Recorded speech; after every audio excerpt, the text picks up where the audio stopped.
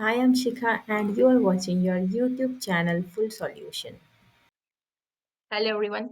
Let us start business studies. The second function of management, organizing. हम लोग second function of management organizing का third lecture देख रहे हैं.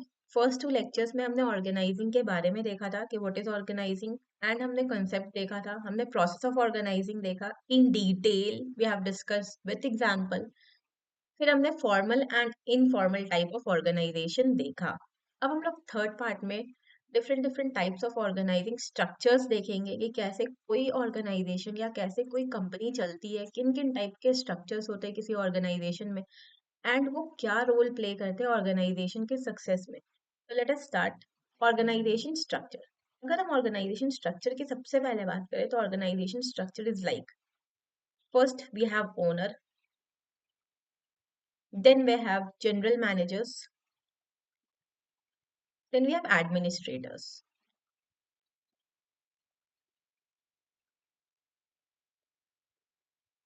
Second part में, then we have general managers,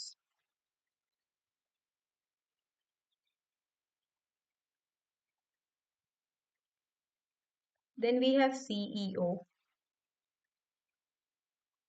then we have different departments as per the organization कि वो organization काम क्या करता है, चाहे वो प्रोडक्शन डिपार्टमेंट हो, परचेज डिपार्टमेंट हो, सेल्स डिपार्टमेंट हो, मार्केटिंग हो, फाइनेंस हो, human resource and many more departments. और भी बहुत सारे डिपार्टमेंट्स होते हैं.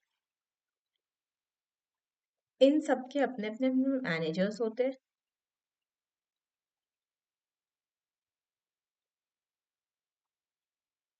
प्रोडक्शन डिपार्टमेंट का अपना मैनेजर होता है, सेल्स डिपार्टमेंट का अपना मैनेजर होता है, फाइनेंस डिपार्टमेंट का अपना, एचआर मैनेजर अपना होता है. Next we have supervisor.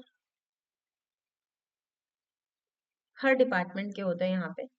And then we have workers.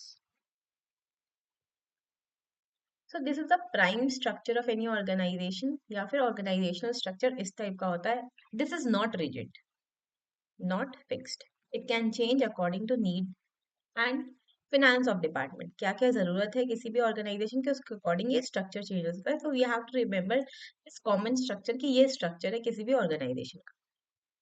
Now let us move up to now. पहला, whole organizational structure. Organizational structure का मतलब होता है होल ऑर्गेनाइजेशनल सिस्टम. हमने यहाँ पे देखा कि ये पूरे के पूरे ऑर्गेनाइजेशनल सिस्टम की बात करी गई है, ओनर से लेकर के लास्ट में जो वर्कर काम कर रहा है वहां तक की. Next, relationship of employee working. जो भी एम्प्लॉय काम कर रहे हैं, लाइक जो भी एम्प्लॉय काम कर रहे हैं हमारे यहाँ पे, लाइक प्रोडक्शन मैनेजर है,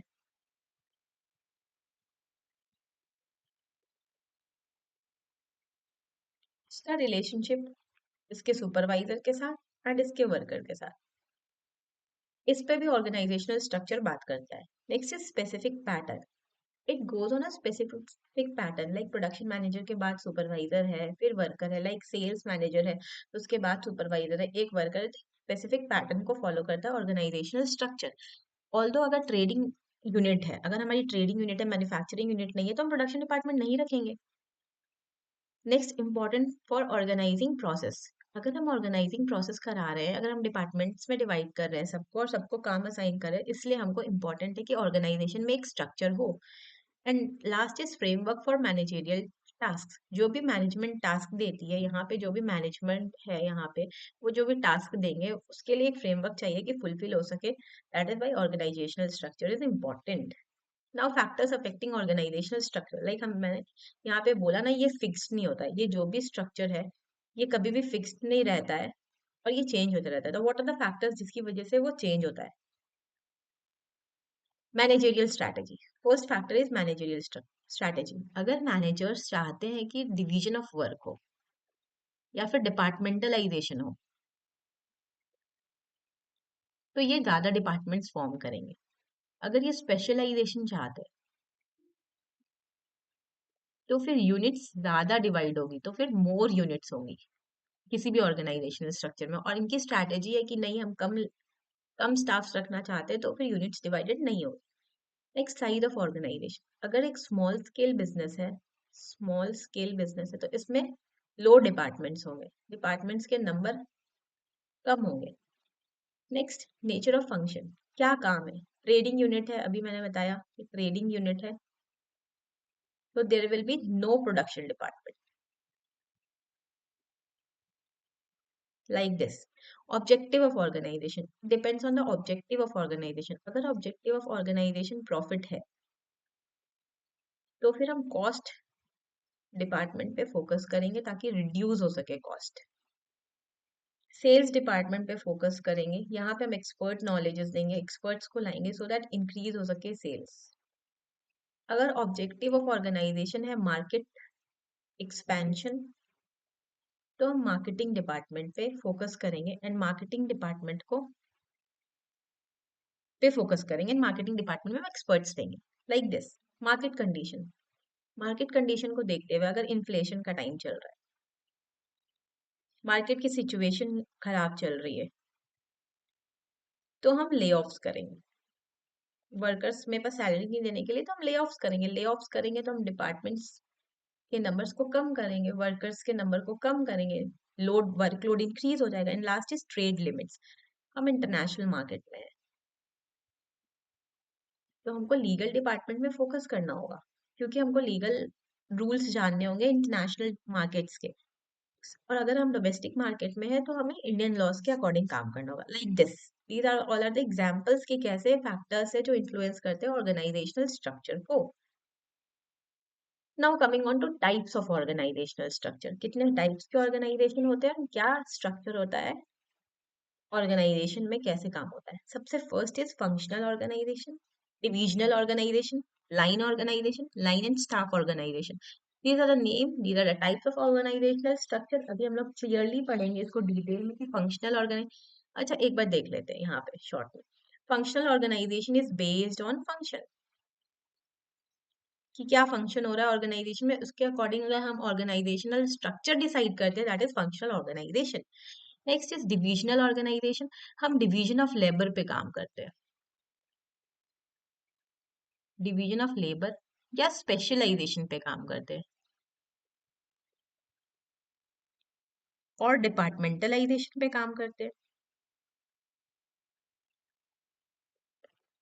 सो these are divisional organisation.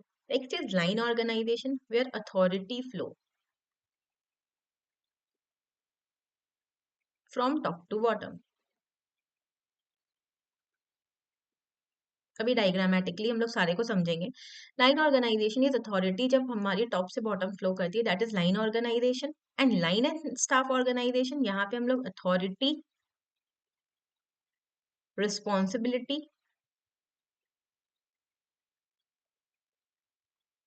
And employee, इन सब के बारे में अगर देखते हैं और उसके हिसाब से ऑर्गेनाइजेशनल स्ट्रक्चर मेंटेन करते हैं, that is called line and staff organization. So there are four type of functional organization, divisional, line organization, line and staff organization. Exam के लिए ये इंपॉर्टेंट टॉपिक है। So first is functional structure of organization. Functional structure कैसा होता है organisation का, ये देखिए। सबसे पहले होते हैं शेयर होल्डर्स, उसके बाद आते हैं बोर्ड ऑफ डायरेक्टर्स, नेक्स्ट हमारे आएंगे chief executive officers, and then हम लोग देखते हैं कि डिपार्टमेंटलाइज होता है, मैनेजर आएगा यहाँ पे। एंड फिर हम डिवाइड हो जाते हैं डिफरेंट डिफरेंट डिपार्टमेंट्स में। लाइक फंक्शन है तो प्रोडक्शन फंक्शन जो देखेगा, production manager, sales manager, marketing manager, HR manager, etcetera. Share of course functional structure है तो फंक्शंस देखना होगा कि हर एक इंसान का क्या फंक्शन होता है। शेयर होल्डर्स फंड प्रोवाइड करते हैं, फंड प्रोवाइड करने का function. Board of directors policy formulation, कि क्या काम होगा, क्या कोर आइडिया होगा उस ऑर्गेनाइजेशन का। सीओ सीईओ सारा अरेंजमेंट्स देखते हैं। ये जो बोर्ड ऑफ डायरेक्टर्स है ये इनकी पॉलिसीज कैसे इंप्लीमेंट हो पाएगी ये देखते हैं।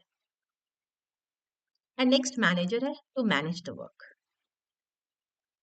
All work to be managed. Production department production कैसे होगा, सेल्स डिपार्टमेंट, एंड नेक्स्ट में वर्कर्स के बारे में देखते हैं। तो these are functional structure of organization. कैसे ऑर्गेनाइजेशन में के स्ट्रक्चर में फंक्शनली डिवाइड है, कैसे हम फंक्शनली काम कर रहे हैं और फंक्शन के अकॉर्डिंग हमने ऑर्गेनाइजेशन का स्ट्रक्चर मेंटेन करा हुआ है।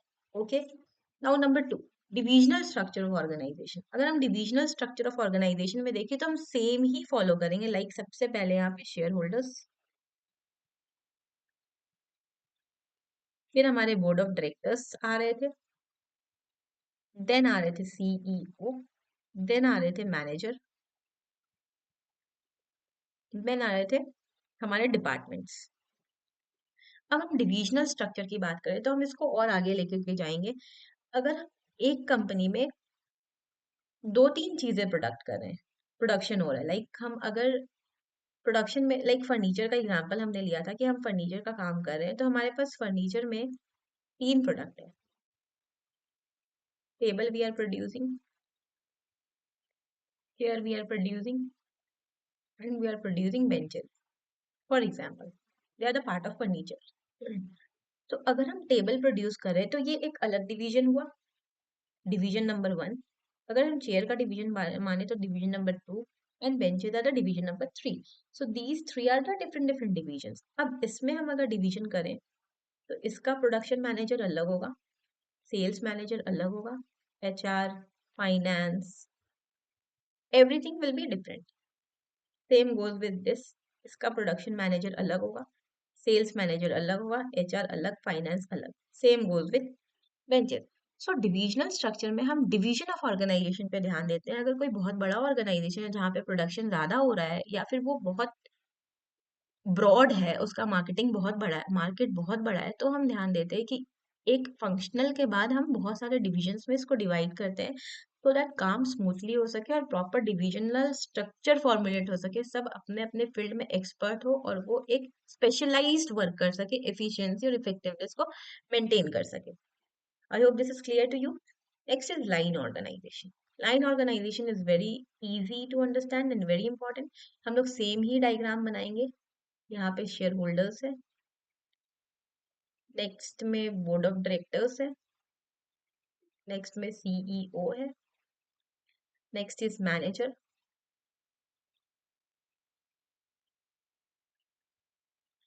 प्रोडक्शन डिपार्टमेंट तो production manager, sales manager, HR manager. हम तीन का एग्जांपल ले ले रहे हैं, ओके। एंड इसके बाद सुपरवाइजर है, सेम गोज विथ यहाँ सबऑर्डिनेट है इसका, या सुपरवाइजर बोल सकते हैं, यहाँ पे भी सेम। उसके बाद अगर हम लोग बात करें, एक second let me charge laptop की, बैटरी डाउन हो रही है, ओके। नेक्स्ट चीज अगर हम लोग देखें तो सुपरवाइजर एंड सबऑर्डिनेट के बाद यहाँ पे वर्कर्स आते हैं। ये तो ऑर्गेनाइजेशन का स्ट्रक्चर हो गया। लाइन ऑर्गेनाइजेशन का मतलब है कि अथॉरिटी हमेशा टॉप से बॉटम जाएगी। This is the flow of authority. That means authority मतलब decision, policy, power, order, everything, ये टॉप से नीचे जाएगी। शेयर होल्डर्स फंड प्रोवाइड करेंगे, ये ओनर होते हैं। Board of directors policy formulate करेंगे और ये सीईओ को बताएंगे कि ये पॉलिसी फॉर्मुलेट हुई है। नेक्स्ट उसके बाद अगर देखें तो वो मैनेजर से बात करेगा और उन पॉलिसी को इम्प्लीमेंट कराएगा।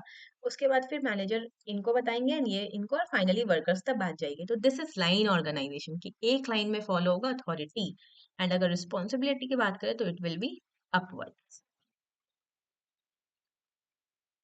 Worker will be responsible to their subordinate, उनके सबॉर्डिनेट को सेल्स मैनेजर या उनके मैनेजर, पर्टिकुलर डिपार्टमेंट के मैनेजर को आंसर देना होगा।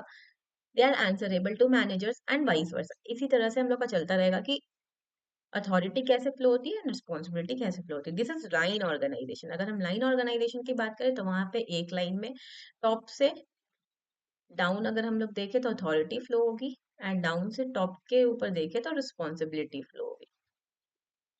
आई hope this is clear to you. Next is line and staff organisation. यहाँ पे लाइन ऑर्गेनाइजेशन तो सेम होगा, दैट मीन्स ये डायग्राम सेम ही बनेगा, बस स्टाफ्स को इंक्लूड कर देना है कि यहाँ पे स्टाफ्स कैसे काम करते हैं। फॉर एग्जाम्पल ये वाले पार्ट से बना रहे हैं, प्रोडक्शन मैनेजर, वो एडवाइस कौन देगा, प्रोडक्शन एक्सपर्ट, एक एक्सपर्ट नॉलेज की बात होगी। देन यहाँ पे सबऑर्डिनेट हो गया। उसी तरह से सेल्स मैनेजर, को एडवाइस देगा एक sales expert and then subordinate. तो जब यहाँ पे इंपॉर्टेंस टू पर्सन मिलने लगे तो ये लाइन एंड स्टाफ ऑर्गेनाइजेशन हो जाएगा। यहाँ पे एक पर्सन इंपॉर्टेंट हो जाए किसी भी काम के, that is line and staff organisation. So I hope the type of organization is clear to you. Let us recap it.